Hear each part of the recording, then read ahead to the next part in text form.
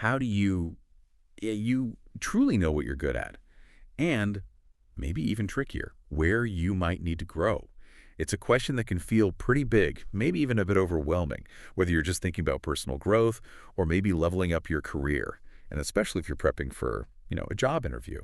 So today we're taking a deep dive into exactly that, how to unearth your unique strengths and pinpoint those areas that are, well, ripe for improvement. Yeah, and we've pulled together insights from actually a really fascinating collection of sources for this deep dive. We looked at several YouTube channels, and they each offer some pretty distinct angles on this whole topic. What's kind of interesting here is how often these core insights are, right there in front of us, but we frequently overlook them, even though they're pretty essential for truly growing, both personally and professionally. Right. So our mission today is really to cut through some of that noise. Correct. I want to give you actionable strategies, maybe some surprising facts, and hopefully a few genuine aha moments to help you confidently figure out your capabilities. Okay, so let's unpack this a bit. Why do we even need to figure out our strengths and weaknesses? I mean, it seems like something we should just know instinctively, but often it's far trickier than it sounds, right? It really is, precisely. Take entrepreneurs, for example. A fundamental question they're always wrestling with is, okay, what am I actually good at? What are my strengths? What are my weaknesses? And how do I use that knowledge to build a successful business? It really boils down to finding what you can get completely lost in, what brings you into that state of flow. Because you can genuinely turn almost anything into a career these days. I mean, think about it. Professional gamers making more than their parents ever did, or someone who's just really people-oriented, finding huge success in HR or speaking or coaching. Often the passion kind of defines the path. And then, yeah, you mentioned job interviews. Hiring managers ask this question, which can feel difficult for two really key strategic reasons. First, they genuinely want to assess if your specific strengths are going to add value to the company. Will they get a good return on the salary they invest in you? Your strengths really do need to stand out from the crowd. Second, and this is just as important, they're looking to see if you are truly self-aware. And are you prepared to continually improve? Not knowing your weaknesses, or maybe worse, claiming you have none, that just signals a lack of professional humility, maybe a resistance to feedback. That makes total sense. It's not just about what you can do, but also how you approach growth and learning. Okay, so let's switch gears to the practical side. We get why it matters now, but how do you actually go about discovering these things about yourself? Right, how do you do it? Well, this is where Evan Carmichael's 7 tips offer a really fantastic framework. And we can weave in some other complementary methods too. His first tip is pretty simple. Reflect on, what do you have the most fun doing? We often get bogged down trying to be too analytical, too data-driven when defining ourselves. An easier way in might just be to consider what you genuinely enjoy. What activities make time just disappear? He asks a great question. If you had all the money in the world, what would you still choose to do with your time? Because let's be honest, you'd probably get sick of traveling eventually, or buying stuff. You'd need something with more meaning. So making lists of things you love doing, things you get lost in, that's a really powerful start. And this isn't just about hobbies. It taps into what psychologists call flow states. Those moments you're so absorbed, time vanishes. That deep engagement is a direct signal to your innate strengths. I can see the logic there, but what if someone's fun activities don't seem to have like an obvious career path? Or maybe they just enjoy binging terrible reality TV, like a friend I know. Is that a hidden strength or just, a way to unwind? That's a fair question. And it gets to the nuance. It's not necessarily about turning every single hobby into a job. It's more about recognizing the underlying skills or inclinations. Is it pattern recognition in the reality TV? Understanding human behavior, maybe? The enjoyment itself is the first clue, not necessarily the immediate paycheck. And his second tip actually builds right on this. What do you daydream about? This might not be what you're doing right now, but what do you find yourself wishing you could be doing when your mind wanders? This taps into your subconscious drivers, revealing areas of motivation that often get pushed aside by, daily tasks. The really crucial step here, though, is to find some small way to actually start doing it. Just test it out. See if you like it. See if you're any good at it. You don't truly know until you start. He gives examples like trying salsa dancing or making some early, maybe clumsy YouTube videos. You might feel awkward at first, but if you love the process, you'll likely want to keep going. It's like saying yes to trying rock climbing without deciding you have to become a pro climber. Or a first date without planning the wedding. Exactly. Just try it and see if your strengths naturally start to show up. I really like that idea. A pilot project for your life, kind of. It definitely lowers the pressure. Okay, What's next on the list? It really does. Tip number 3 is, what do you do differently than others? You are genuinely your own unique little snowflake, as the saying goes. No one thinks or acts exactly like you. So what is it about your thinking or your actions, what consistently stands out? Sometimes what you might even see as a weakness or just a quirk because it makes you different could actually be a huge strength. Evan Carmichael talks about himself being really mission-driven and pragmatic. He admits it can sometimes be a social weakness, but it's a massive business strength for him. So try making a list of those differences. So embracing what makes you distinct, even if it feels a bit weird or makes you stand out like a strange duck, Okay. that could actually be your biggest asset. It absolutely can be, because that distinctiveness is your unique value. Which leads nicely into his 4th tip. Be brutally honest with yourself. Look, admitting some weaknesses can be uncomfortable, maybe even embarrassing. Evan Carmichael uses himself as an example again, admitting he's an organizational disaster and literally needs to schedule everything. Or how he realized his empathy, which he first saw as maybe a vulnerability, is actually his superpower. It lets him truly feel what others are feeling and connect deeply. The thing is, most of us are kind of aware of our strengths and weaknesses deep down. The real key is that brutal honesty. Yeah, it definitely takes some courage to really look at those things you've maybe been avoiding. I know for me, it was admitting I have almost zero patience for inefficiency. Definitely not always great socially.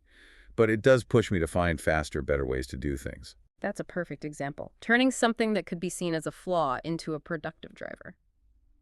Okay, tip 5. Use your friends as counselors, but not jailers.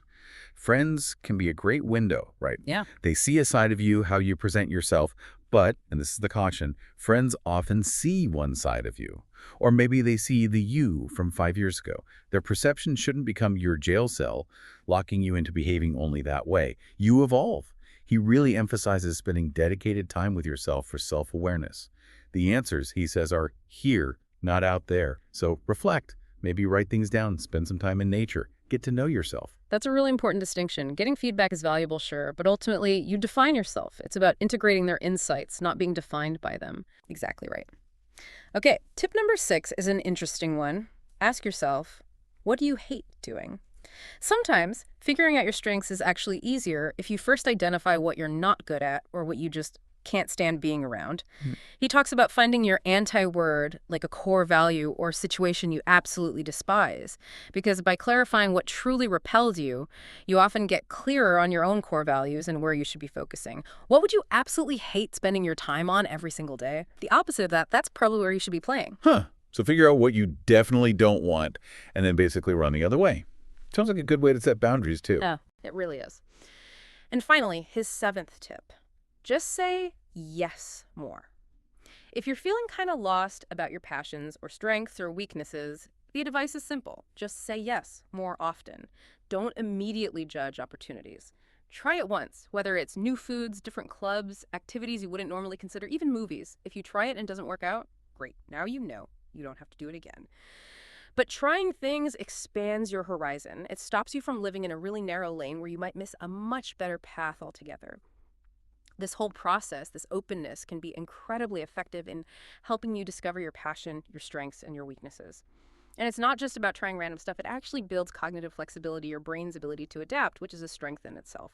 So those are Evan Carmichael's 7 steps, really powerful stuff for self-discovery. But, to make sure we give you a truly rounded toolkit for this deep dive, we also found some other great methods. For instance, something as simple as keeping a journal. Tracking your daily experiences and those reflections, those moments of real satisfaction or joy or flow, that can reveal surprising patterns about what energizes you. And don't underestimate asking people you trust. Actively seek feedback from trusted peers. They often see things in you, strengths or blind spots that you just can't see yourself. That makes sense, a fresh perspective. Exactly. You can also engage in self-assessment quizzes available online. Now, they're not the whole answer, but they can be a good structured starting point for thinking. And finally, set small, achievable goals, like that pilot project idea we talked about. These small goals act like mini experiments in self-discovery, keeping you motivated. The key thing to remember is that personal growth is a continuous journey, and embracing the process is key to transformation. It's not a one-and-done thing. Okay, this is all great for self-discovery. But here's where it gets really interesting, I think. Once you've started to uncover these insights, maybe you know yourself a bit better, how do you actually talk about them? Especially when it really matters, like, say, in a job interview. Ah, yes. The strategic self-presentation part is crucial. For strengths in interviews, CareerVids actually highlights several that tend to resonate well. Things like adaptability, showing you're willing to step up, maybe volunteer for tasks outside your direct role. Being a goal setter, demonstrating you're always working towards something, whether it's business growth or personal development.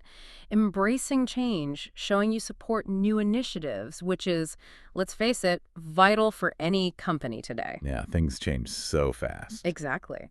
Also, being open to feedback, how you react positively to criticism and actually do something about it, being a good collaborator, fitting into the team, valuing others' opinions, putting the team first, taking the lead, not waiting for managers to solve everything, but stepping up yourself when challenges arise. And maybe, if obviously, trustworthiness, doing your job reliably, on time, respecting colleagues in the company. That's a super helpful list. But okay, how do you present these strengths so you don't just sound like you're reading keywords off a job description? How do you make them, stick? That is the absolute key part, and LinkedIn had some great advice here. You need to name a strength, sure, and ideally one that matches a key competency for the role. But, and this is critical, you must give an example of a time you exemplified that strength and connect it to specific, maybe even quantifiable results. Don't just say, oh, I'm just really organized. That's weak. Right. Show, don't tell. Precisely. Instead, something like, well, I'm quite organized. For example, I built out the entire project management flow at my last company. I streamlined reporting, consolidated vendor communications, set up a new tracking system, which actually led to about a 15% reduction in project delays and maybe a 10% bump in team productivity. Yeah. Say, that makes the strength real, tangible, and much more believable. Okay, got it. Concrete examples tied to results. Now, the dreaded part. Weaknesses. Most people freeze up here, or they trot out the old I'm a perfectionist line, which, let's be honest, usually falls flat. What are actually good weaknesses to mention, and how do you talk about them authentically? You're so right. Those cliches are a major pitfall. Recruiters hear them all the time. But there are some surprisingly good weaknesses, according to CareerVids. Things like impatience, but you frame it positively as a desire to get things done really quickly, which often means more output, more efficiency. Ah, clever spin. Yeah. Or maybe presentation skills in public speaking. For probably 99% of jobs, that's not a core requirement. So you can mention it and express a genuine desire to improve. Difficulty asking for help. You frame it as taking pride in your work, but acknowledging you need to learn to leverage colleagues' skills sometimes to speed up task completion. Taking on too much work, you just can't say no sometimes. Hiring managers often secretly like this one, seeing it as dedication. I bet they do. Right. Or difficulty delegating. You prefer high standards, maybe, but you're actively working on it, forcing myself to delegate more. Struggling with work-life balance. You tend to work too much. Again, subtly suggests they'll get a great return from your salary.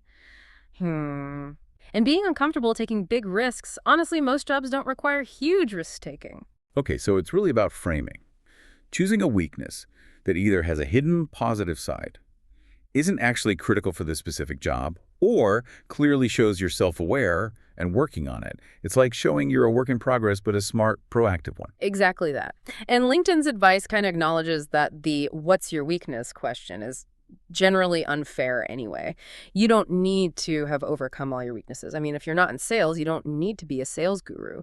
They suggest offering something where you have maybe limited experience rather than something you're genuinely bad at. And crucially, choose something that is not vital to the position you're interviewing for.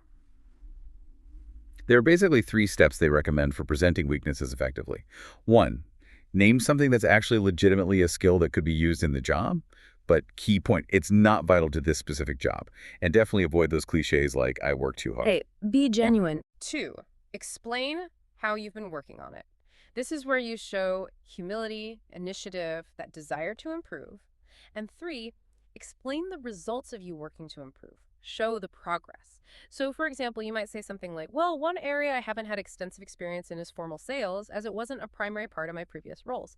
However, in my last HR position, I realized how important internal sales is, advocating for new programs. So what I've been doing is reading Daniel Pink's To Sell is Human and trying to integrate those principles. Actually, just last month, I used some of those ideas to help get a new employee wellness proposal approved about 3 weeks faster than we expected. It's something I'm keen to keep developing, even though direct sales isn't core to this role. See how that works. It shows growth, initiative, strategic thinking. It turns a potential gap into proof of your professional development. That's a brilliant way to handle it. So wrapping this up, what does this all mean for you, our listener? What we've really unpacked today isn't just about making a list of pros and cons about yourself. It's much more about embarking on this continuous journey of self-discovery and really intentional growth. Identifying strengths and weaknesses, it isn't a one-time thing you tick off a list. It's an ongoing process. And it gets richer the more you practice self-reflection, the more you seek out feedback, and the more you're willing to embrace new experiences. Yeah, and if we connect this back to the bigger picture, remember that whether you're trying to navigate your career path or just seeking personal development, or maybe getting ready to ace that next interview, understanding yourself deeply, that is truly your most powerful tool.